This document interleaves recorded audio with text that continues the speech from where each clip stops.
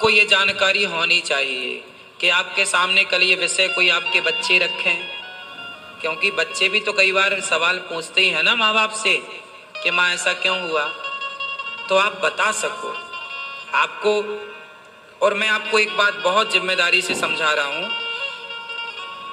सीता माँ और राम, क्यों वनवास भेजा राम जी ने सीता माता को, कारण क्या था? पहली बात तो आप ये जान लो कि राम जी ने वनवास नहीं भेजा सीता माँ को। पहला तो ये, सीता माँ को वनवास राम ने नहीं भेजा, प्रजा ने भेजा है। भाई राम ने थोड़ी कहा था कि सीता रावण के घर रह के आई है, मैं स्वीकार नहीं करता। वो तो एक धोबी ने कहा था, प्रजा का एक सदस्य ने कहा था, अपनी पत्नी को उसने बोला था कि तू रात को कहाँ थी। उसकी पत्नी रात को आई नहीं घर, कहीं रुक गई होगी, सखी के घर काम करती थी वो दूसरे के घर में। बारिश का मौसम था, बाढ़ आ गई, नाव चलती थी, बारिश में नाव चली नहीं तो वो केवट के घर उसकी वो जान पहचान की बहना थी तो रुक गई। सवेरे आई तो पति ने कहा रात को कहाँ थी? बोले बारिश आ गई थी तो मैं केवट भैया के घर सो गई थी।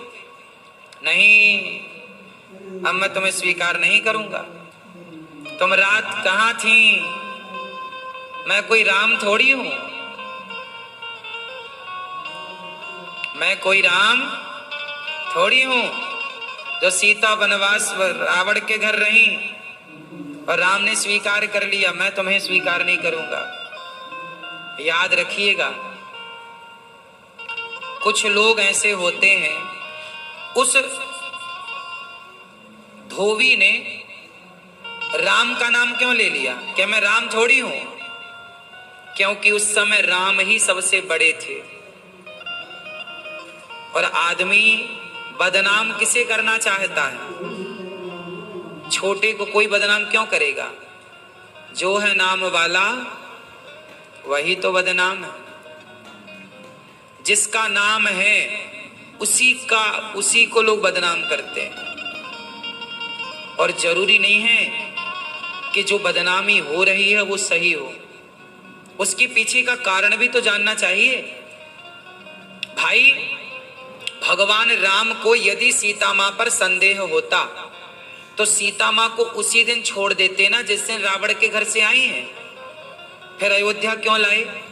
फिर महारानी क्यों बनाया? बगल में क्यों बिठाया?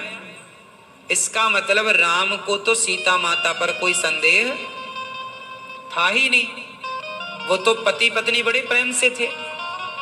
संदेह दिक्कत किनको थी? लोगों को। आप पति पत्नी को दिक्कत नहीं है, आप बड़े प्रेम से रहेंगे तो दिक्कत लोगों को है कि आप प्रेम से क्यों रह रहे हैं। आप भाई भाई जरा प्रेम से रहने लग जाओ, दिक्कत तुम भाई भाई को नहीं है, दूसरों को है।